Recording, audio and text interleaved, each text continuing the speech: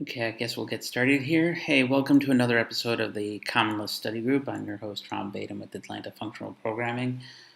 The last couple of weeks, we've been covering reactive programming libraries, different ones from cells to CL reactive, kind of illustrate some of the ideas of kind of the reactive style as pertained to those libraries, particularly the eager style of reactive and event-based data flow. Today, I thought we'd take a step back and do a little bit more of a free-for-all, ask us anything like many folks tend to appreciate, where I usually go with a couple of topics that I'm currently working on and studying. So if there are questions that folks may have with some of the more basic concepts that I'm covering, they can go ahead and ask them. And obviously, I'll open the door up for just general questions about Common Lisp, anything you'd like to ask, whether it's from development environments I'm using to potential resources that might be helpful to learn particular concepts. Feel free to post them either if you're watching the live stream in the chat window, or if you are watching this at a later time, by all means, go ahead and post the questions in the YouTube comments, and at a later time, I will more than be happy to go through them one at a time and cover them in particular basis. To start off with, I thought I would give you guys some updates as to what I'm currently kind of studying and going through. So a year ago today, we covered a very good book, a book that I think many of you should read if you can and study. That is The Art of the Meta Object Protocol, a book that covers how meta object protocols should be written. But in a sense, for folks who want to know what a meta object protocol is, think of it like the closest way of understanding is it's the protocol to define what would potentially be an object-oriented system. Okay, so what they've done is they wrote using macros a series of effectively structures and closures that implement clause in clause in a sense, right? So if you look at the examples that they did, they created a smaller subset of clause called closet in the book, where they use Lisp and just macros to go and generate the fundamental machinery to implement clause. And this is from everything from slot redefinitions and slot definitions, which, as many know, are the way you implement instance variables inside the Common Lisp object system, to computing most effective slots given an inheritance hierarchy, to being able to define fun callable objects, that's objects can act like functions, to even just basically every single piece that's known as part of the meta object protocol. They kind of defined in a very simplistic fashion in Closet, and the source code is available in the book. So obviously that coverage, I'm not going to kind of review it here. I encourage all of you to actually go and look at our meta object protocol videos that are available on our YouTube channel. Today I was just kind of going through, and actually the last couple of days I've been kind of going through and reviewing kind of the meta object protocol myself to see if I can understand it, in an effort to actually go and check out a couple of other libraries that I've been interested in, one of which was introduced to me by a couple of folks over at Lisp NYC. Obviously, in that to really get into some of the more advanced usage or even fundamental usages where you're using multiple parts of the meta object protocol, you need to go from basics. So I started coming up with some basic examples that I started documenting as I was going through, and I thought I'd show some preliminary examples that I myself gone through in an effort to kind of grow into some of those extensions that you may see in other libraries. We encountered some of this actually when we covered another library on this stream at the time. Both the filtered functions paper, which I encourage you guys to go and look back and look into, as well as there was one that was implementing, if I remember correctly, iCalendar, the iCal format and the meta objects related to that and how that was kind of implemented and the framework was implemented at that time. Obviously, I'm just going to kind of treat this as an example of, and assuming that most people are looking at this, they're going to look for kind of more of an introductory video. Some of the examples in those extensions and case studies tended to be a little bit more slightly advanced, and I'm still kind of working through some of the ones that related to building up kind of like, for example, one of the examples that we wanted to cover is probably how to implement similar style object-oriented getters and setters inside Common Lisp, just so you know how one might be able to incorporate similar style of encapsulation inside Common Lisp without having to use slot value directly. Additionally, you'd want to probably at some point cover just how would you end up leveraging, compute effective slot definition and that ilk, as well as compute. I think there's some stuff dealing with methods too that are important. And I'm still working through an example that I started working on and introduced around that time, and that was the incorporation of a logging example.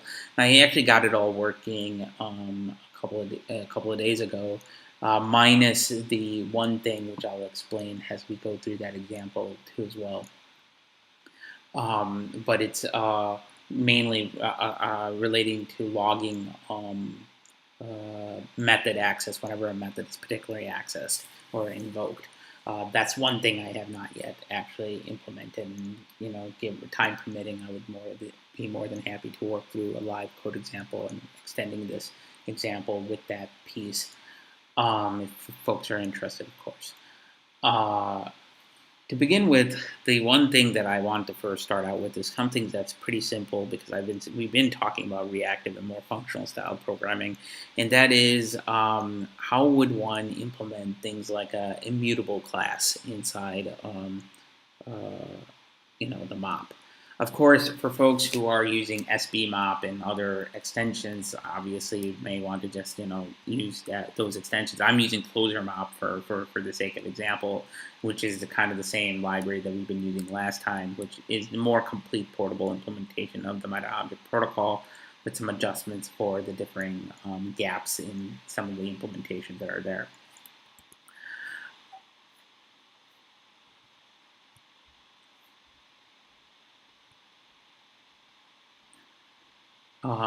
And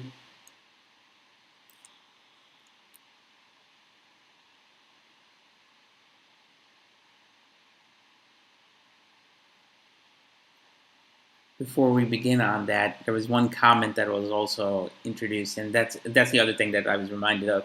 I also started going through this one blog post that one of the Lispnik individuals kind of sent us on typing in Common Lisp. And this is kind of a review. We've covered type systems in Common Lisp, but this particular paper and blog post was detailing and comparing and contrasting the Haskell type system to the Lisp type system in detail, which I found very interesting. And again, if time permits, we can cover a little bit of that. The one thing I will say that I think that really was one of the take-home messages, and I think there was a comment here about from one of our attendees on this, was about types in Lisp.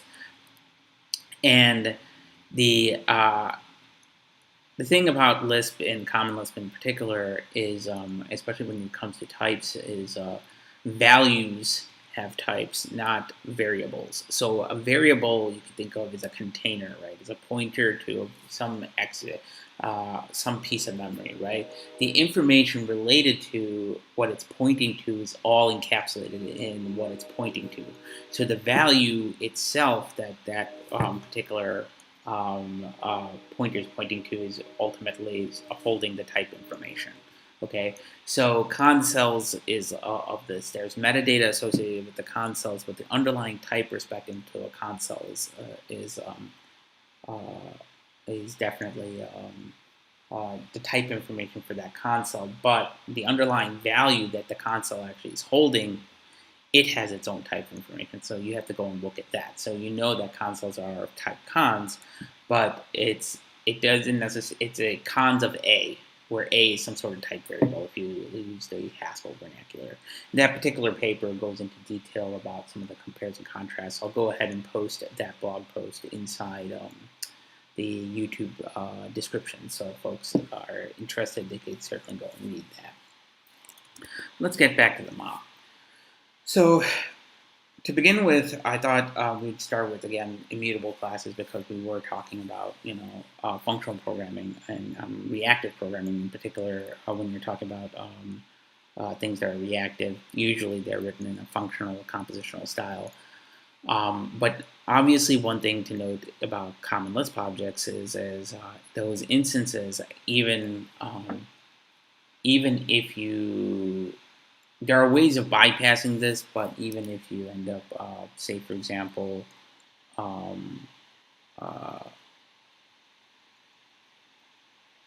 even if you add like a sort of like a colon reader or a writer, there are ways of actually being able to manipulate the underlying slots. Okay, it makes encapsulation kind of like somewhat disciplinary, even though with the readers and stuff, you would get an exception if you tried to do a setf expander on a slot value directly. But if you end up using, like, say, slot value, which is available in the Common Lisp Object System API, to directly access that slot inside of it, you could certainly bypass some of those things. I don't encourage you to doing any of this, but it is certainly possible in the Common Lisp Object System. So how do we actually get immutable objects? Well, you could imagine a class called immutable. Okay, it's kind of a meta class, all right, that we've defined here. And this class itself, and I just realized I forgot to load my project.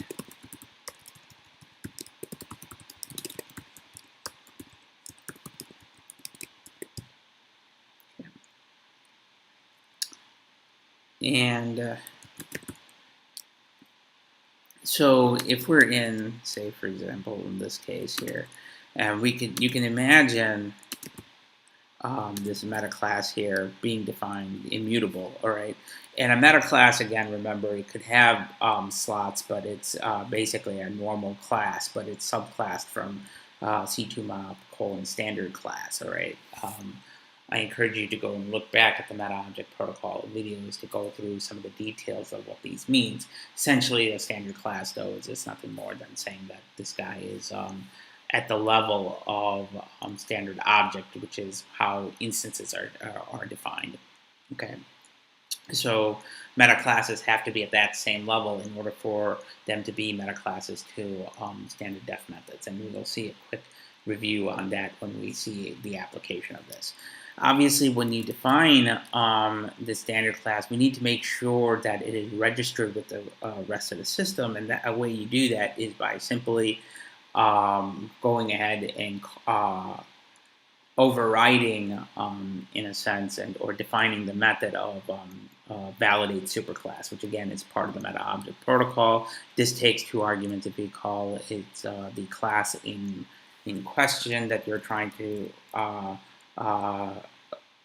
validate, and its immediate superclass, which in this case is standard class. Almost always, when you're creating meta classes, especially for class definitions or class extensions, we're not touching methods for the moment. Recall validate superclass require you to actually go and make the second argument only standard class in many cases. Okay. And the first one, we're specializing class, obviously. In this case, we specifically look for the immutable class attribute. All right. So when they do validation, this function will get called on that. Okay. This is more or less the standard class machinery most people by now should be familiar with. And if you're not familiar with, I encourage you to go look back at some of our earlier episodes in in our YouTube channel to get more information on this.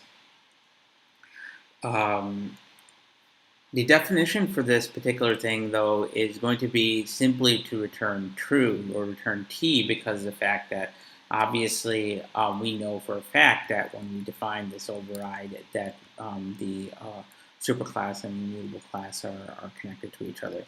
Now, the only reason we know that is because it's, again, when you macro expand def class, it actually is instilling on it. All right. So if you went and accidentally do not actually provide this, obviously that's going to be just a normal class. All right, if you remember. Okay, this is just nothing more than a normal class. Okay. So we now have our validation. We now have our meta class all registered. Okay. The one thing that when you're talking about immutability specifically is you're talking about accessing slots and being able to modify them. Okay. In Common Lisp, recall that slots, when writers are created, they create what's called a setF expander or generalized expander. Right. This allows you to effectively take a class instance and its accessor and just simply say setF on the accessor. An example of this is to be very quick about this is, do I have an example of this? Yeah, we could do this one. Okay. So we can, see, for example, if we end up taking an instance of our person class here. Let's say we have this person class, even though it's loggable. We'll talk about the loggable in a minute. Or if we just simply, make our class here, occupation, software engineer, and we try to go ahead and set F, say age on the person, to make it 39, you'll see that now if we go ahead and do first let me actually create a quick parameter here, test person to being **. So our test person here is now this. If we go ahead and call test person, you'll see that it's been modified. Okay. That's what this notation here, right here, is what we call a generalized expander, okay? And Paul Graham talks about it, if I recall, either in ANSI Common Lisp or in OnLisp. So I encourage you to go and I defer to that explanation as to what exactly is the advantages of using generalized expanders.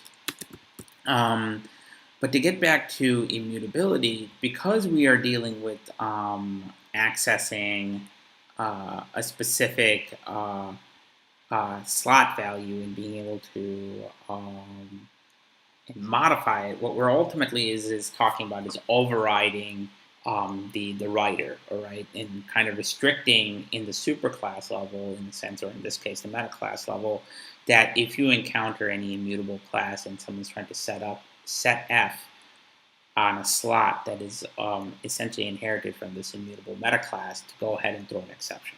Okay. In the meta object protocol, to do that, you need to know how to access slots, right? And that's what the purpose of slot value using class is. Slot value using class takes the meta class in question has the first argument, okay?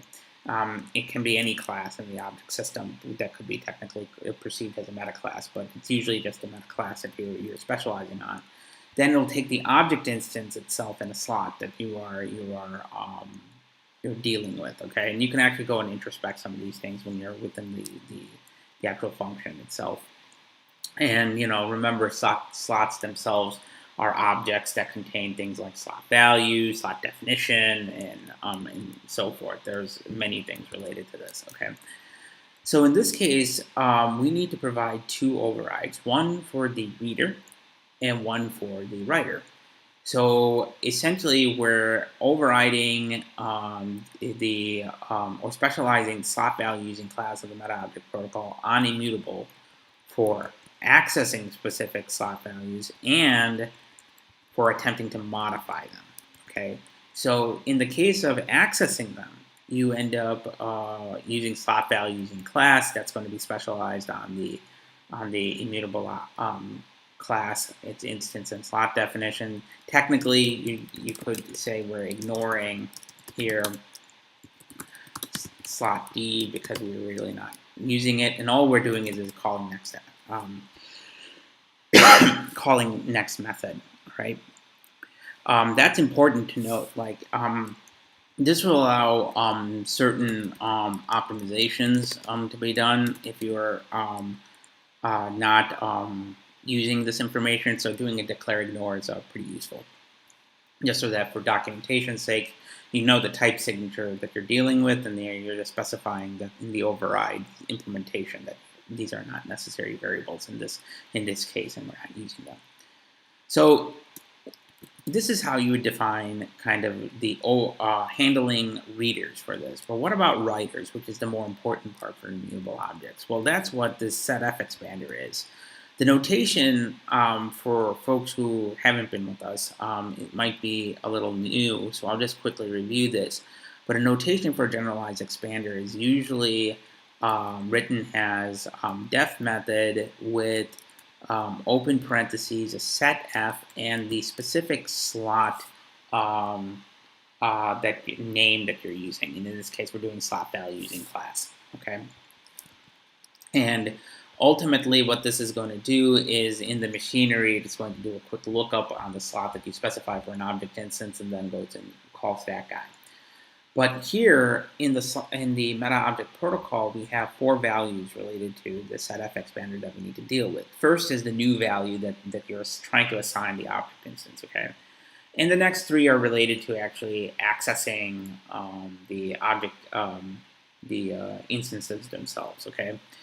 So in this case here, what I did was I recognized and I tried to check to make sure that, and this is to handle a specific case with initialization, whether or not the slot in the object instance has been bound, right?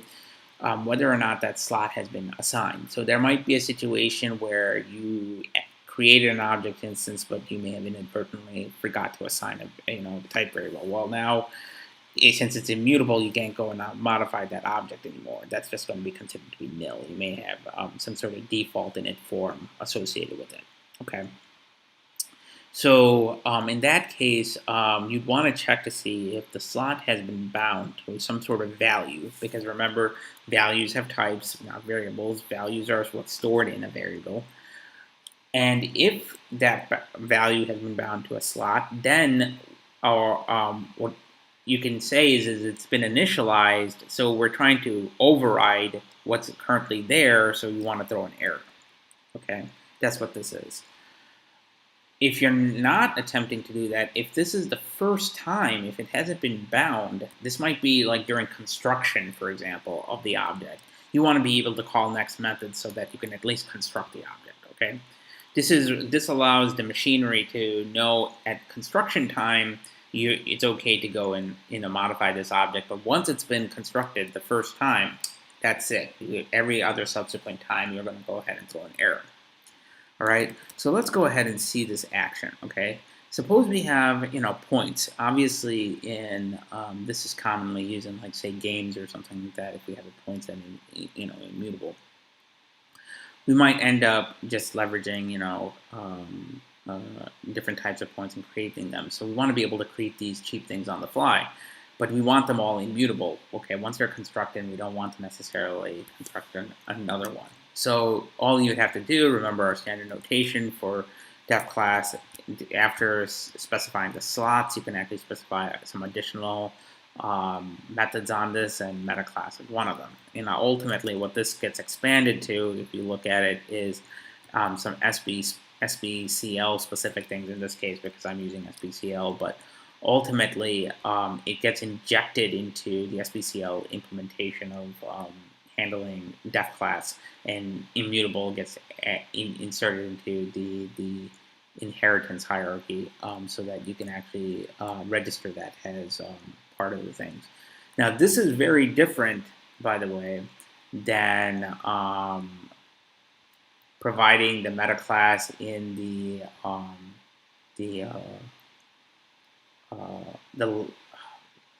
the direct superclasses list. All right,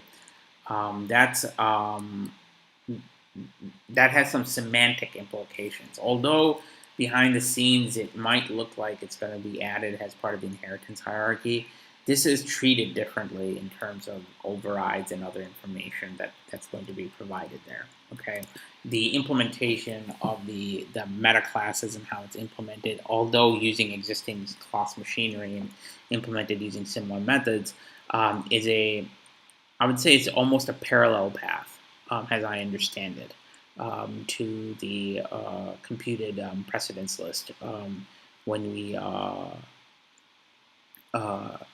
compute the precedence list for the inheritance hierarchy for method combination later on. All right, it's a subtle thing. I encourage you all to kind of review some of that stuff. This is kind of my understanding on how some of this stuff is. And if I'm wrong, by all means, go ahead and post a comment, and I'll go ahead and correct myself for the record, so this way folks can actually keep track of this stuff here. All right. So now that we have a point class that uses this immutable class, let's go ahead and instantiate it. Okay. So we now have this test point.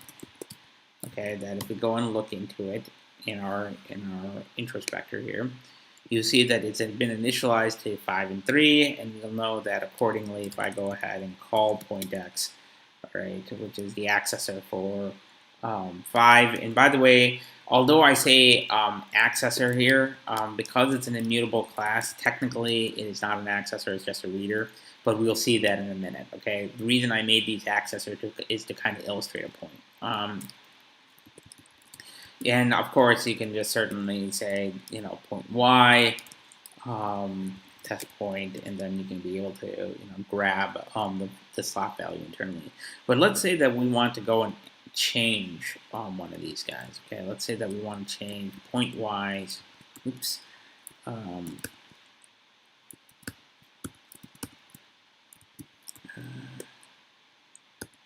Okay. So I have to do that. Okay.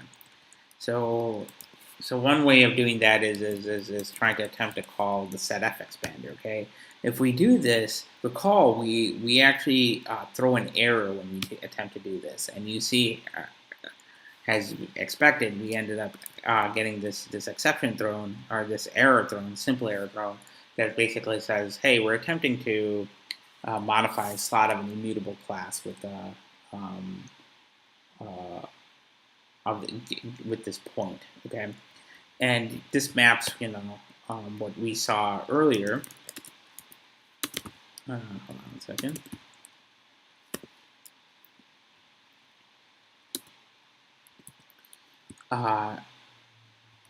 We attempted to. We said that we want this error to be thrown. Okay, now.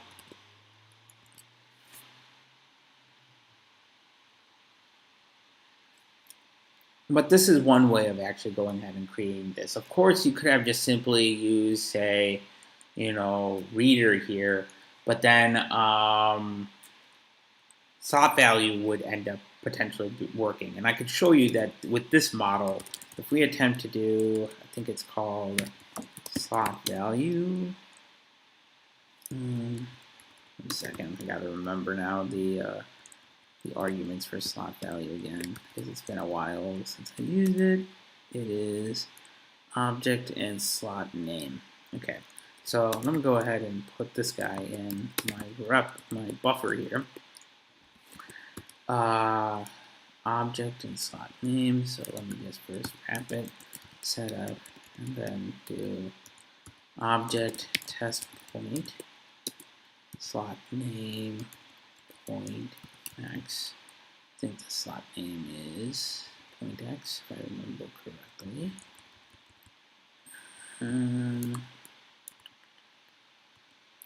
Is it? There it is. Oh, it's just x. Okay, let me just make sure. Slot value test point x. Okay, so we have to do this, and let's say we attempt to do this, okay?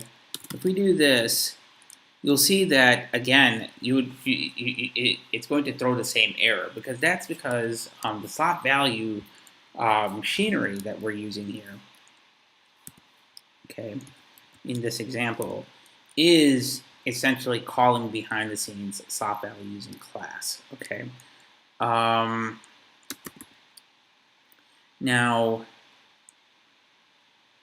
is that the same as if we did something with test person? Well, let's see. Well, we have our test person here. Okay, let's go ahead and implement that just very quickly. Let's see if we can do that same thing. If we do set f slot value, first, let me first change this definition here, and we'll have to recreate our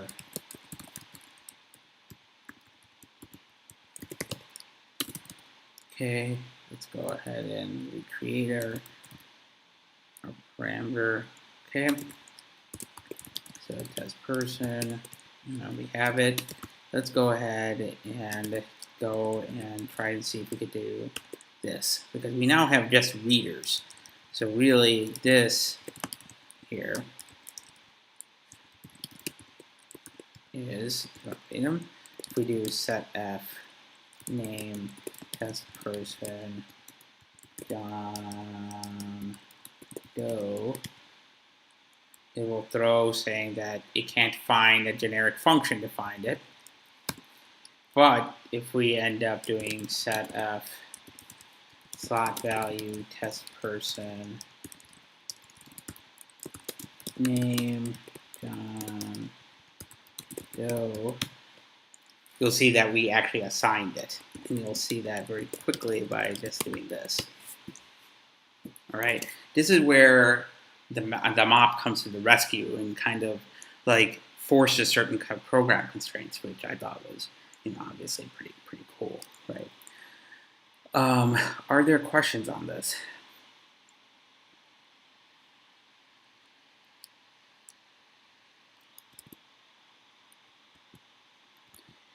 By the way, although this is available, please do not use this.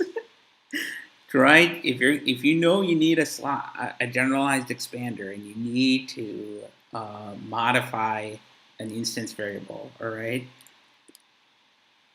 use a writer, colon writer, or even better, if you need both read-write access, use what we showed earlier, which is calling them accessors. All right.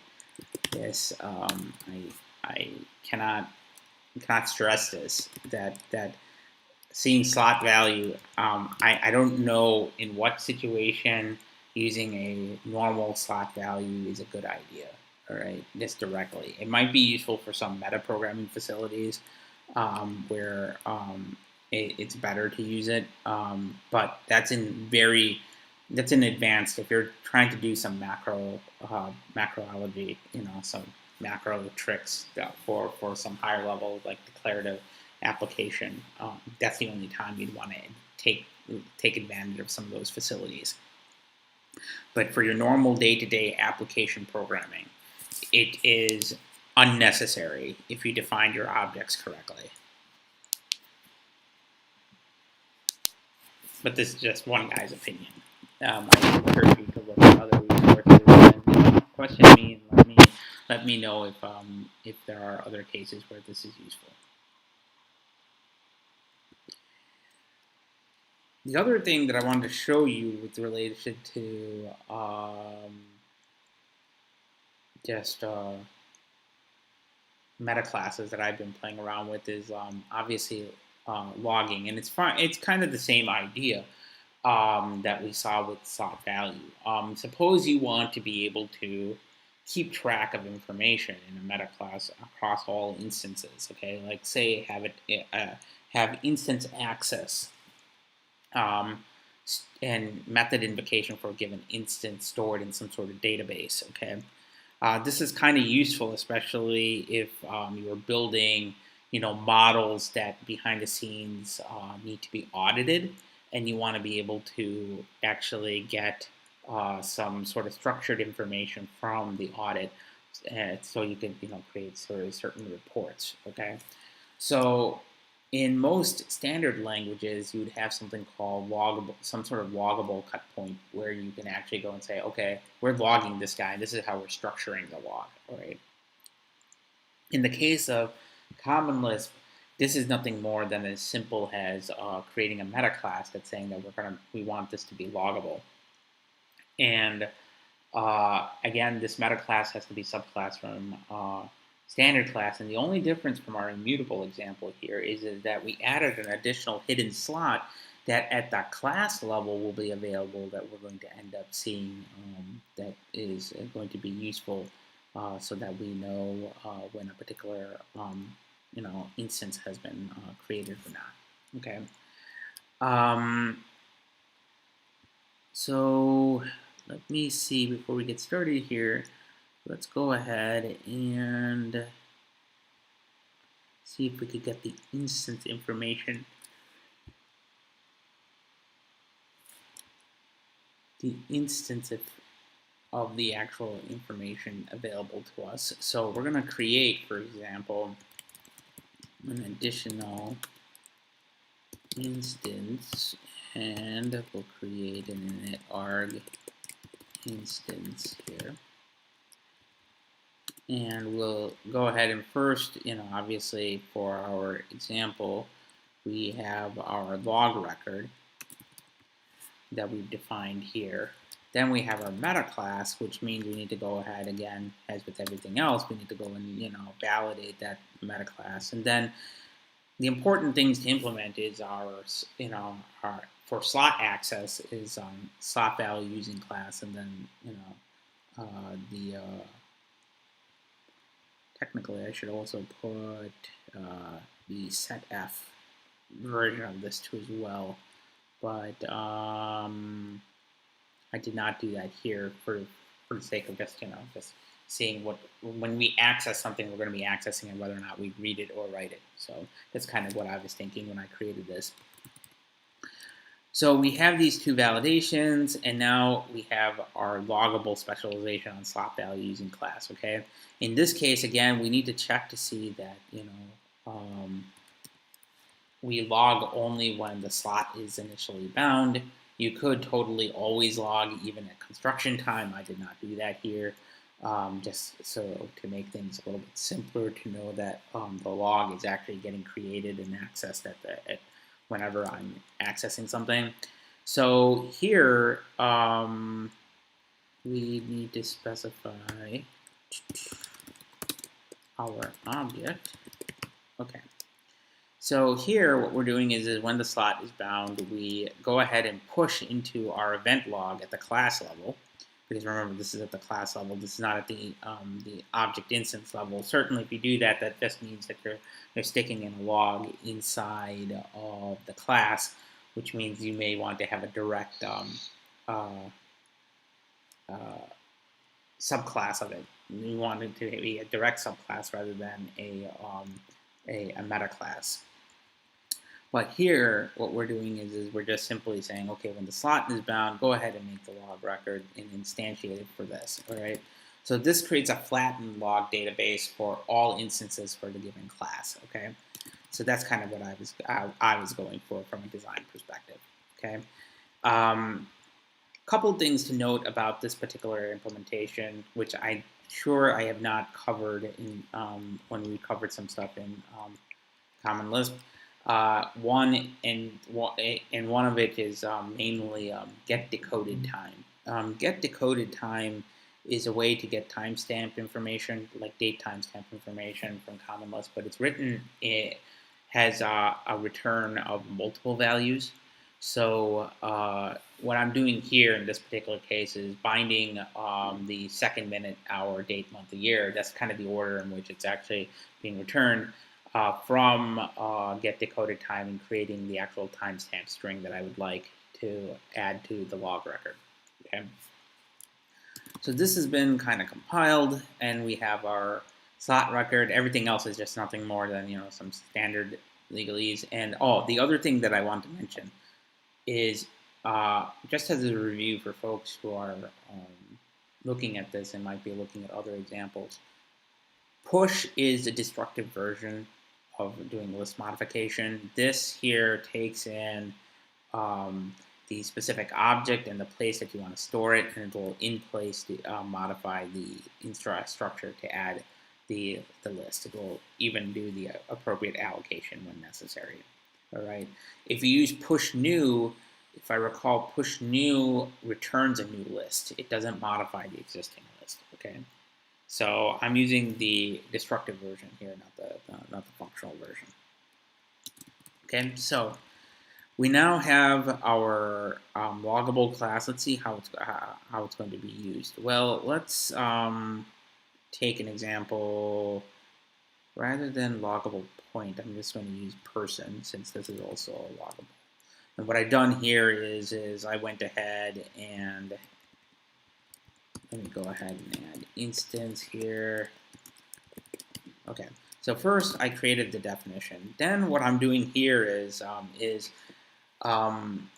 for folks recalling that in class you have all these different objects and generic functions at your disposal to make things nice and easier to display in the REPL.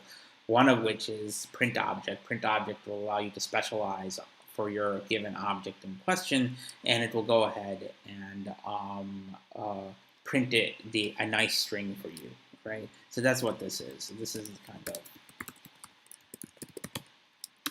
nothing more than creating a nice display rather than that huge instance and pointer information that's normally associated when you look at records. Like if you look at this right now, since we are we normally would get this, we'll get the type and then a memory location that kind of like in memory where the object resides, and then you can just go in here and use introspection to go and inspect the objects.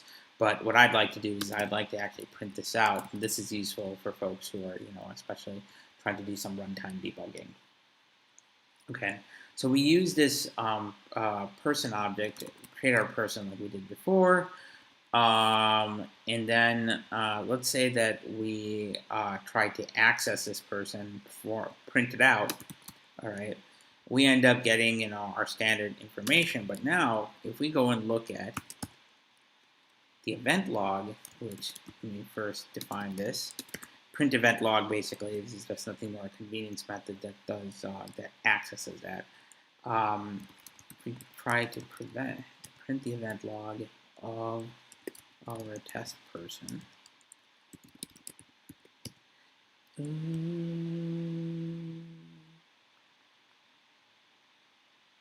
Unbound an instance of log record. Okay, hold on a second. I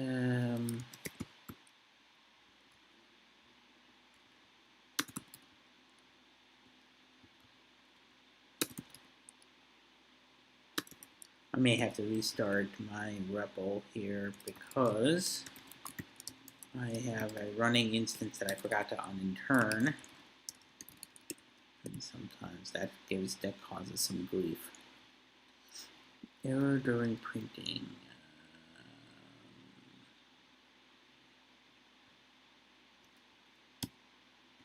Give me a second. Let's see. Yeah, I'm going to have to do that. That's probably better. Let me go ahead and do that because that's because there are some invalid log records since we added it. Actually, it might be better. Let me try doing this.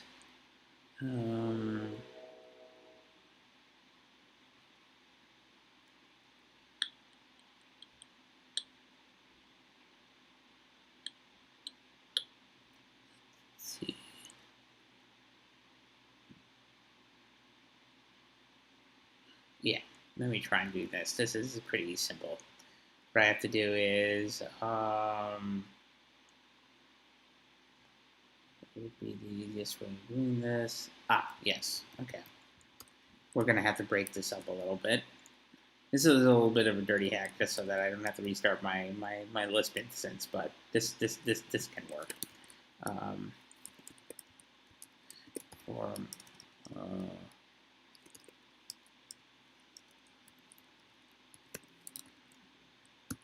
when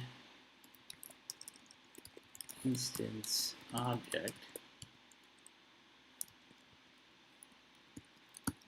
format string here and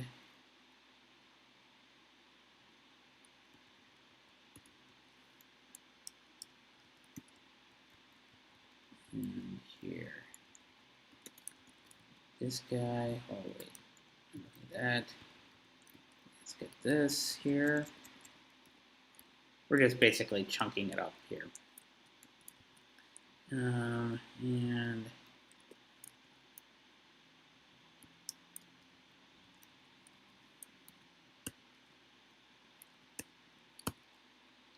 format string.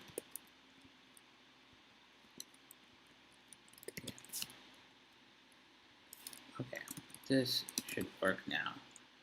And what is it saying? The slot is unbound in an instance of log record. Oh, right. I also have to check to make sure that it's bound.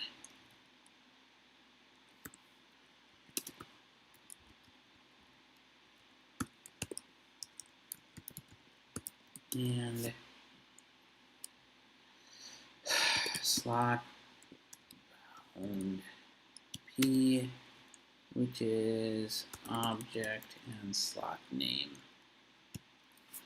which is instance.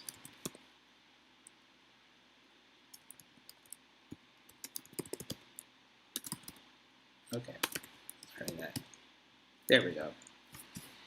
So because we kind of changed this, when we instantiated it again, this is for all classes. This is kind of what ends up being the thing. So let's go ahead and do one thing here, and let's clean this up a little. This way, things are a little bit more consistent. Yeah, this is good. Okay, let's try that again. Clear. Shoot. Control C. There we go. Okay. Now this is much better. Okay, so you can see here that our return type is actually holding it. We could see the information that was provided earlier on didn't have instance, but we now added instance information. And sometimes it shows up and sometimes it doesn't, and that's because of the fact that when we instantiated it, it didn't keep track of that information. Let's go ahead and let me go ahead and restart my. Even though I fixed this, let me go ahead and restart my Lisp image so this way we can, see how some of this instance information works. Give me just 1 second. So I have to do package user. And then, yeah, for folks who are using Sly, you may not have to do this, but for some reason, ever since I've upgraded to Big Sur and I was doing this on Mac, Emacs and Doom Emacs in particular has been giving me some trouble, and I'm still trying to get my key bindings all set up accordingly. So let's try this again. So let's do this. Examples. And everything is instantiated.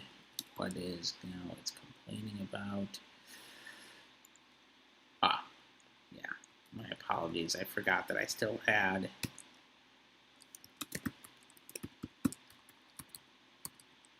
that in there. Okay, let me do this one more time.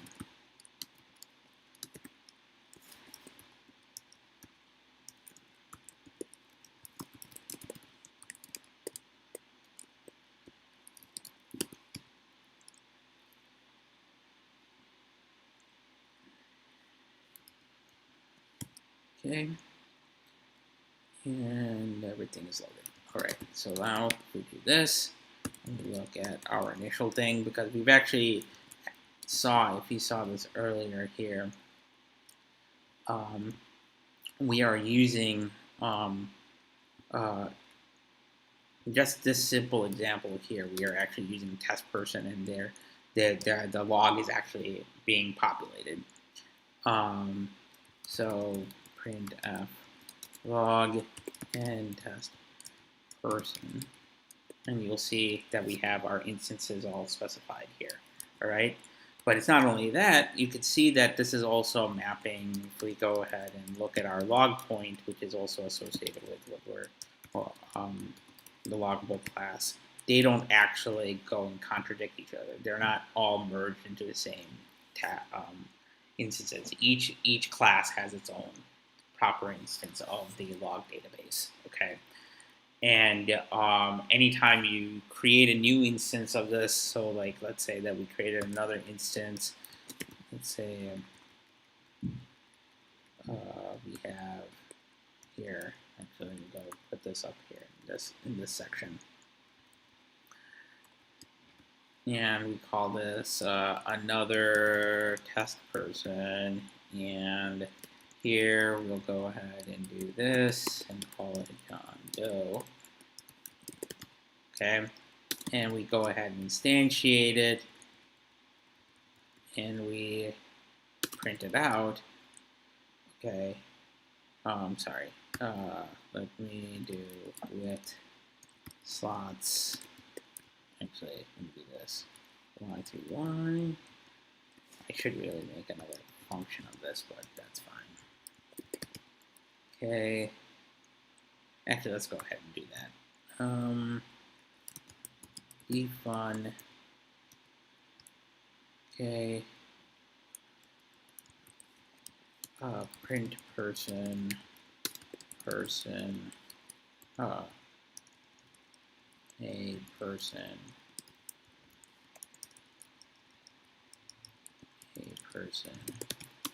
Okay, and we print this guy out.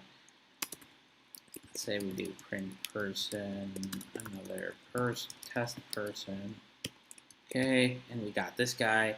If we go and now try print this log, and remember we did this now twice, so the previous person is going to be printed twice. Okay, so if we do this, you will see here two different should see two different accesses. Not, there's a bug in my code, and I have to go and look into that.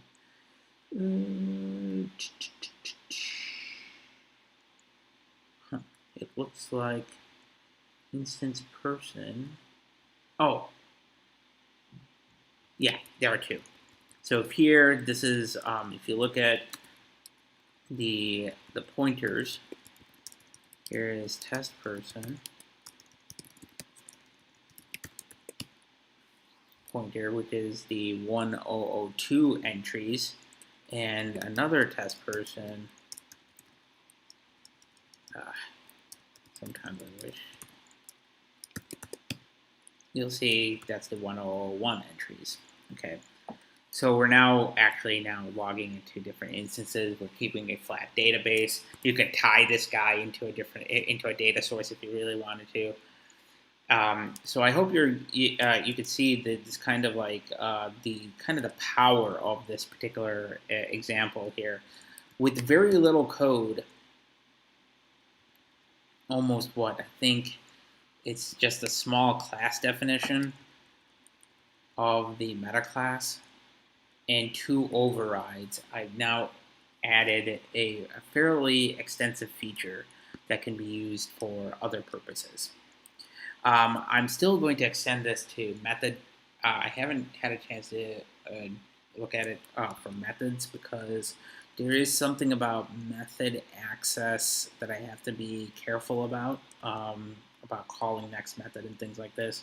I'm trying to remember which specific override I need to put in, but I keep putting in the wrong one. So that's kind of where I'm at with that.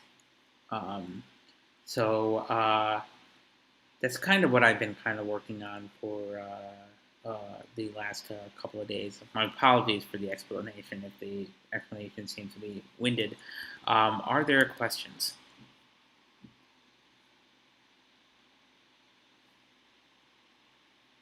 Okay, I'm opening the floor up for other ideas. There is another thing that I could show regarding environments, but I'd rather not talk about it right now. But with the time remaining, I'm opening the floor.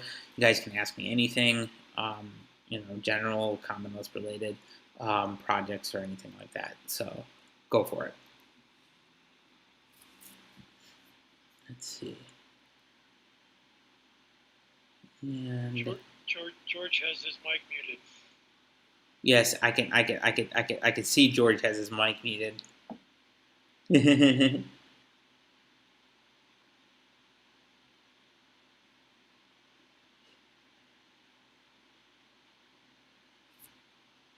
mean, I could keep going on other stuff that I've been working on if there are no questions so far.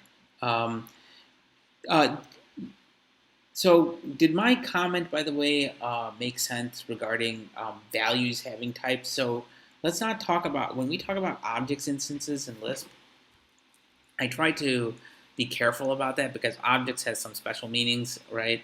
Really, we're talking about values, right? Values can be a primitive thing, right? So that's a completely thing than like an object instance where you may have access to the memory. Though technically, integers, floats, and all these are objects all behind the scenes for Common Lisp. They are, at least from the hierarchy, because from a historical standpoint they weren't. They're treated as a set of values, but they were unified over the Common Lisp object system in '84, I think, or '90. One of the things during that time, most major Common Lisp implementations ended up implementing the base primitive types using objects. But that doesn't mean that when we're talking about objects having types, that they have types. I would say values instead of objects, just because objects tend to imply some sort of container information, but that's not necessarily what we're talking about when we're talking about values and variables in programming languages. Yes, I like your explanation better. Okay. It's particularly interesting too because it has implications. That means there's a reason why Common Lisp's types tend to fit this different framework almost, and that type paper does go through it at a pretty exhausting level of detail. Like, I learned a lot on that. I keep going back to it just the more I read it. So for folks who are interested, the paper that I'm talking, I should really call it the blog post that I was talking about is a primer on typed Lisp, and it's available on alhassi.github.io. For folks who are in the live chat, let me just go ahead and post this. So this is available too. I'll go ahead and post it as well in the YouTube description. But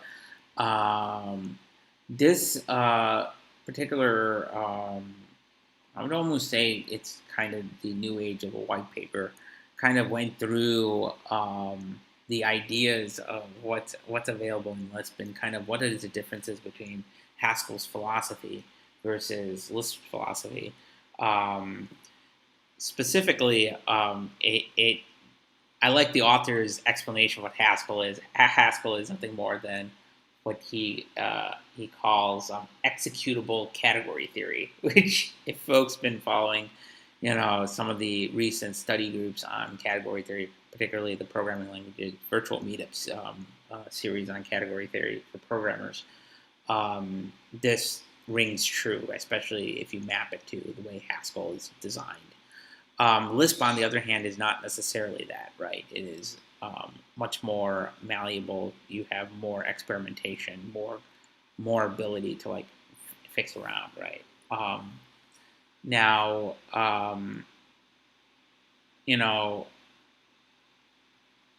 we covered some of the ways of defining types and how to use types and type case and e-type case and all these ways of doing type switches and stuff like that. But the one thing that we didn't necessarily cover is, how does this kind of fit into larger scales of type systems, at least when compared to Haskell. And I think this author did a very good job, especially if you look into his paper. He talks about how to map some Haskell-like terminology to Lisp. Like, for example, top in Lisp speak is basically T because everything has some sort of element of some type. Okay, unit is null because null has only one element named nil. All right.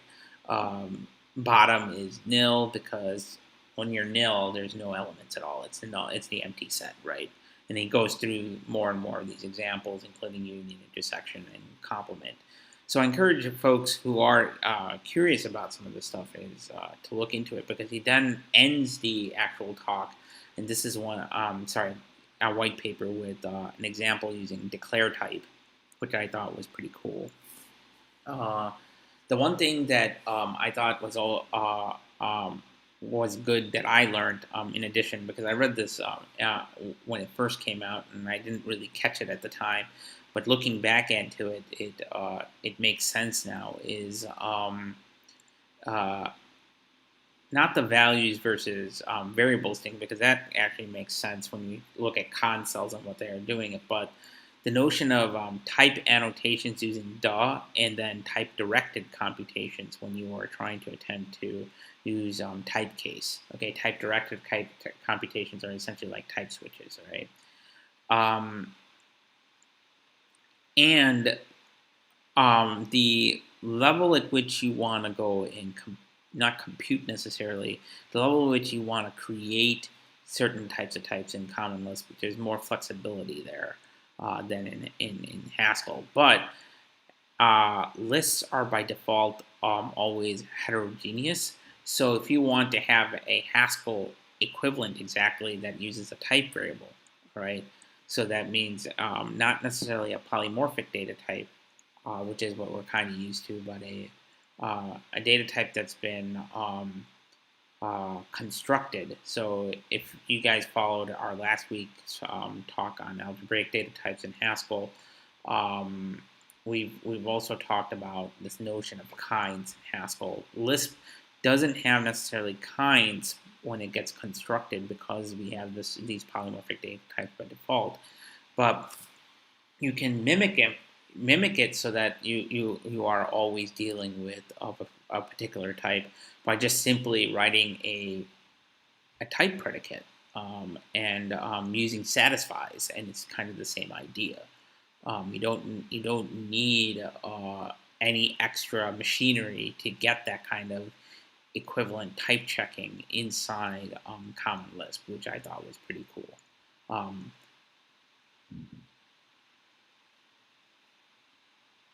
There was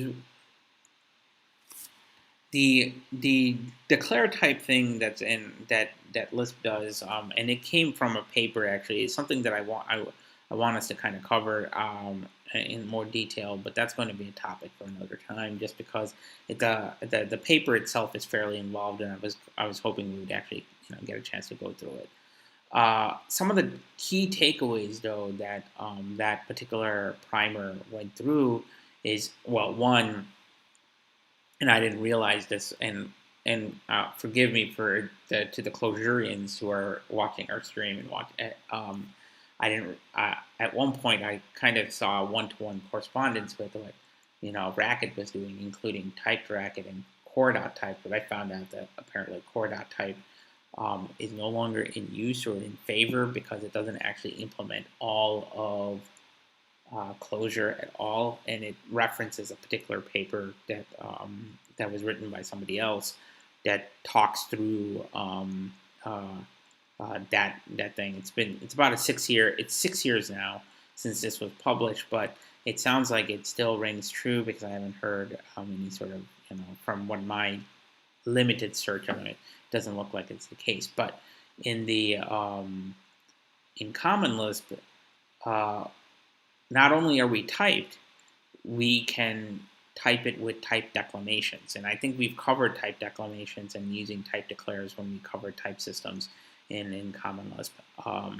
So that tells me there's a little bit more flexibility, at least from the Lisp side, that Haskell's kind of doesn't have. But of course, you can kind of mimic some of it to a point, not all of it. So for folks who are in the Haskell world, there is still a reason to learn Common Lisp. You know, it's this. I encourage you to check out the language. You know, and come with an open mind on how stuff can be done, especially when you start writing real solid Lisp code.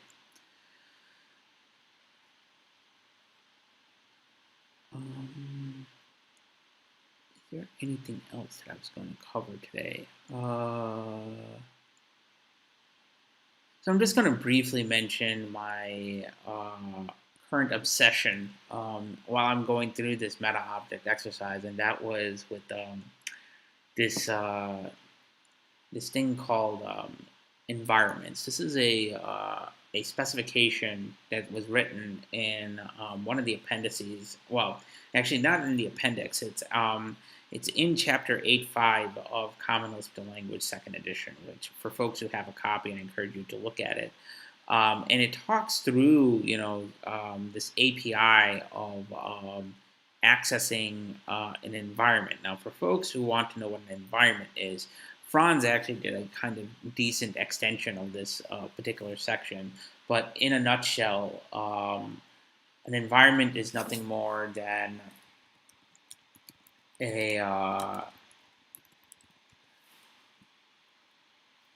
think of it like a database of bindings already available within the scope. So it's specifically a Lisp object that holds all the information about the operators, variable symbols, and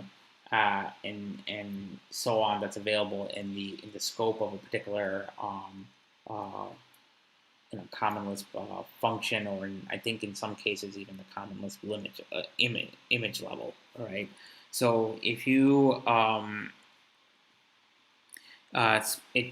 it's specifically the kind of information that would be available for you at macro expansion time by all the macro expansion functions that are available for you, and the evaluation hooks. So when you're evaluating particular things, this kind of information in an environment object is typically used for program analysis tools and compiler macros. But it's something that I've been digging into recently, just to try and understand kind of ways of further leveraging Common Lisp facilities when building systems and doing lower level programming. The API is very minimal. So far, I've only explored variable information and function information, which are two functions related to grabbing an environment object and getting information about it. The API that I'm using is actually an available quick Lisp project called CL Environments that actually implements the environments API specification. Different Lisp implementations provide different pieces of this in various shapes and forms.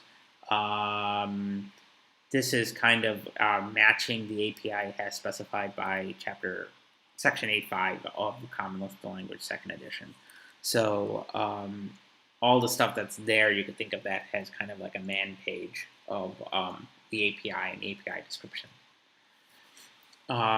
So the simplest example, and I'm just going to go ahead and end our discussion tonight with this, is, and give you entice you with this information, is you might have, say a variable, like in our example, we have our test point variable, okay, which is nothing more than an instance that, holds some information about inherit hierarchy and its initial values. You can actually grab this information if you just simply call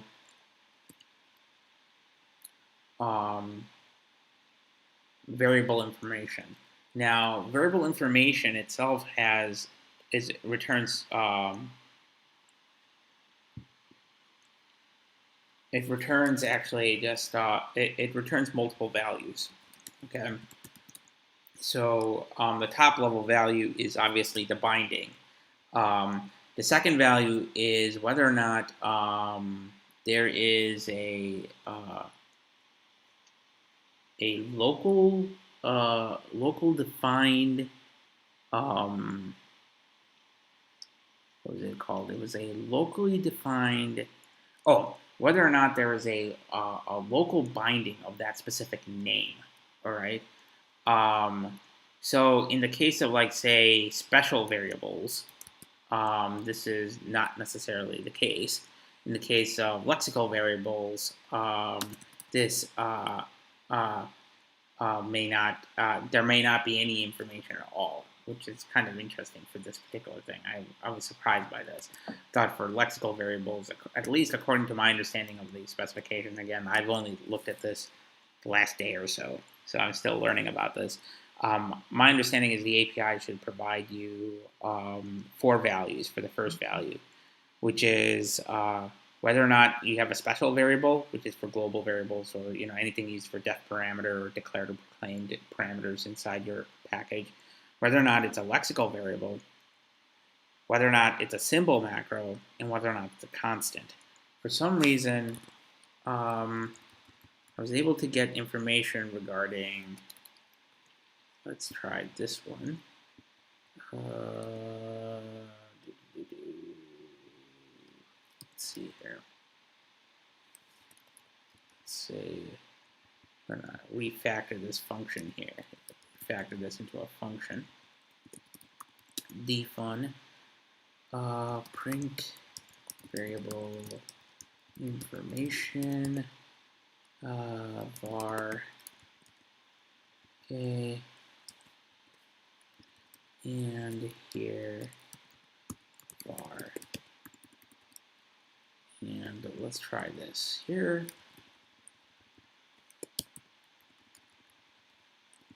Print variable information test point, and let's try if I can grab that here. Okay. Here, oops, I forgot to actually, once I defund it, I forgot to actually initialize it. There we go. This, not of type symbol. Oh, sorry. I have to grab the symbol from this guy. What was the way to actually grab it? It was pass it in as a variable.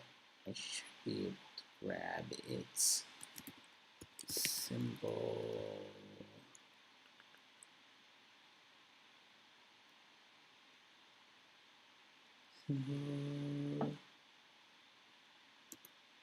Let's see here. What is, if I do symbol, what is passed into it?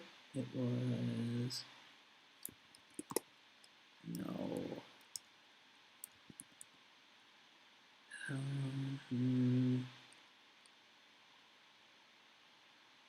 Oh, let me see if I can just simply quote this guy like this. There we go. You can just go ahead and pass in the symbol object that way. Okay, so let's look at this first. Okay, so in the first case, we have a global variable. So that's why it's provided by special. Okay, and just to give it like a different thing, let's say that we define a constant test point as well. And let's say this is point x 5 point y 5. Okay, so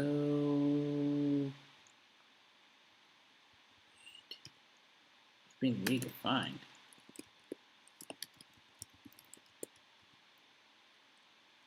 Oh, okay, got it. Let's say 3, 5. Okay.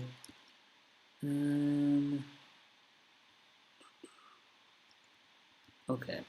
We create another test point for the sake of this example. Endpoint.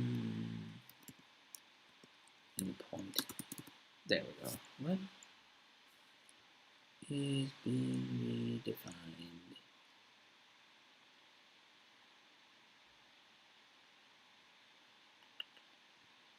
Interesting.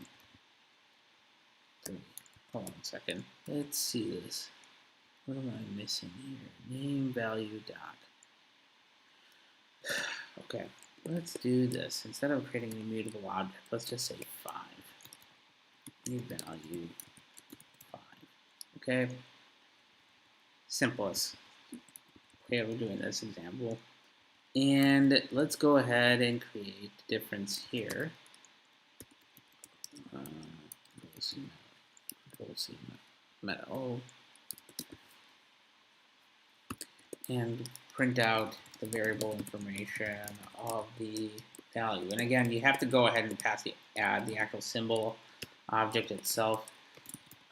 So if you look at the first one, which is our special variable, it's going to be labeled of type special. All right. It is not in a local binding. What that means is the name locally bound if it's used in, like, say, a let form, which is why I was trying to use a let variable for this example. But it seems that the let variable is not actually working as I thought it would be. Then it would give you a local truth thing. Actually, let's try one more thing. I think you could see, is there a locally? Let's see. If I remember correctly, what is, I have to go remind myself again how locally works. That might be what I need to do to actually illustrate that one thing. Which is in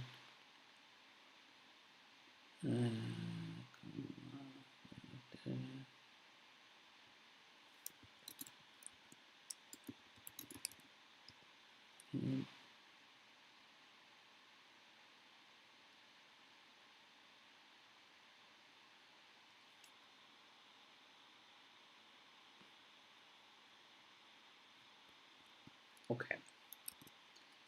So if we do this, it's going to create a package. Now remember, this creates a completely separate lexical environment. So if I do this and do a let and grab that and see what happens. Huh, interesting. It still does not actually see that it's being bound locally. Okay, I'll come up with an example for this one thing. Like I said, it's only been kind of a day since I've been kind of experimenting with this library. The idea is kind of getting the information regarding the variable information, declarations that are in a package, the what else is there? There is also we can actually augment the environment with some additional symbols. There's some macro code walking algorithms that are usually part of the library too, particularly the function parse macro. And there are things related to getting declarations, whether or not something is ignored or not. Something is labeled special, but what its optimization declarations are, and so forth. And this is all useful information when you're leveraging Common Lisp, especially has a compiler chain, and you are transforming your Common Lisp in various stages. And if you're especially writing compiler macros for program analysis and code optimization. So this is something that I've also been looking into, and I thought it was pretty neat to show off to you guys. Again, this is all preliminary results. I have not yet had the opportunity to go sit down and play around with CL environments, but I'm hoping to do so in the coming weeks. So that's it for today. I was hoping for some more questions. Folks who have been following us along, by all means, stay tuned to next week. We will continue our discussions on Common Lisp, and I hope to hear from those of you who are doing some interesting things to kind of showcase your projects here at the Common Lisp Study Group, so we can go through them, so we can have an understanding and we can appreciate it, and we can start using your libraries and your software. Because, as I've said in one of the missions of the CL Study Group, for me personally, was to kind of not only learn the language and its ecosystem, but to also highlight particular languages that are in active development or that are very stable, so that people can actually use them in production code.